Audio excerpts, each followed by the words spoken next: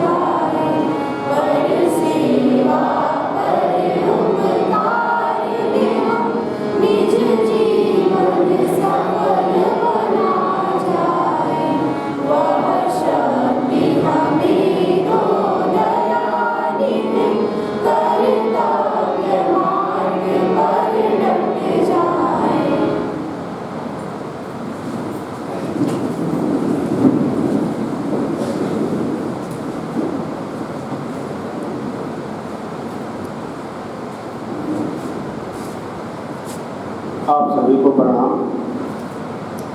विशेष रूप से इस महाविद्यालय के शिक्षकों को दिशा नमन और इस महाविद्यालय के अग्रदूत हैं। 15-20 वर्षों से अनवरत महाविद्यालय का साथ दे रहे हैं। कुछ अति विशिष्टता की श्रेणी में अपने आप को खड़े करने का प्रयास कर रहे हैं। उनसे मेरी विशेष आग्रह है। आग्रह के साथ ही साथ, क्योंकि आग्रह तो हमने भी बहुत बार कर लिया है, माननीय प्राचार्य जी ने भी बहुत बार आग्रह कर लिया है। इसको आदेश के तौर पर लें, यदि जरूरत पड़ी तो ये सर्कुलेट भी किया जा सकता है। कल के प्रार्थना सभा में सभी शिक्षक आगे बैठेंगे, कोई भी शिक्षक पीछे नहीं बैठेगा। इसलिए सभी शिक्षक प्रार्थना सभा में समय से आए और आगे की सीटों से पीछे की तरफ क्रमशः बैठे। विद्यार्थीगण से मेरा अनुरोध है कि यदि शिक्षक आता है और आपके सामने सीट दिखाई नहीं पड़ती है तो आप लोगों से हाथ जोड़कर करबद्ध निवेदन है कि आप लोग वहां से खड़े हो जाएं और पीछे की तरफ चले जाएं। पीछे जहां आपको निर्देशित किया जाए वहां बैठ जाएं। बहुत अच्छी व्यवस्था है, यहाँ आना चाहिए था। पता नहीं क्यों मैं सोच रहा था कि प्राचार्य जी आ जाएंगे तो देख लेंगे, लेकिन आज आने का अवसर यहाँ सामने प्राप्त हुआ। इस प्रार्थना सभा में बैठाने के लिए दीप्ति जी ने कुछ महिला शिक्षकों को और कुछ पुरुष शिक्षकों को लगाया है। एक बार उनको भी सामने आकर देखना चाहिए कि उन्होंने किस तरीके से अपने यहाँ की प्रार्थना सभा को सजोया है, किस तरीके से सुसज्जित किया है और क्या दिख रहा है। अवश्य देखना चाहिए, क्योंकि हमें लगता है कि उसमें से अधिकांश शिक्षक बाद में आते हैं और पीछे बैठते हैं। इसलिए समय से आए और बैठाने की व्यवस्था सुनिश्चित करें, अन्यथा उनके खिलाफ कार्रवाई होना सुनिश्चित है। महाविद्यालय परिसर की एक संस्कृति है। आप सभी लोग जानते हैं कि महाविद्यालय विद्या का मंदिर है और पूर्वांचल क्या पूरे उत्तर प्रदेश में एक अलग साख के साथ अग्रसर है। हम सभी सौभाग्यशाली हैं कि हम उसके अंग हैं। आप सभी हम लोगों से ज्यादा सौभाग्यशाली हैं कि आप उसके अंग बन रहे हैं। जब बनने की प्रक्रिया में हम होते हैं, यानी कि लर्निंग पीरियड होता है, तो हमें कुछ सीखना होता है। इसलिए महाविद्यालय की संस्कृति को जो अपरिभाषित है, बार बार लोग अपरिभाषित कहते हैं, परिभाषित नहीं है, अनुभवातीत है, उसके अनुसार आप कार्य करें।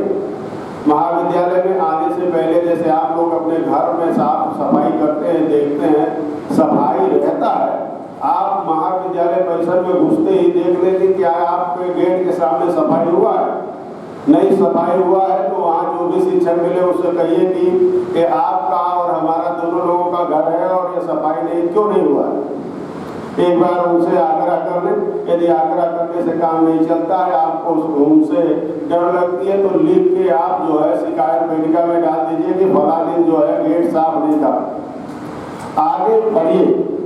कुछ भी आपको खटकता है, कुछ भी लगता है कि नहीं होना चाहिए, तुरंत उसको इग्नोर मत कीजिए। कहीं भी इग्नोर करने की जरूरत नहीं है, उसको आप लिखिए और शिकायत पेटिका में डाल दीजिए।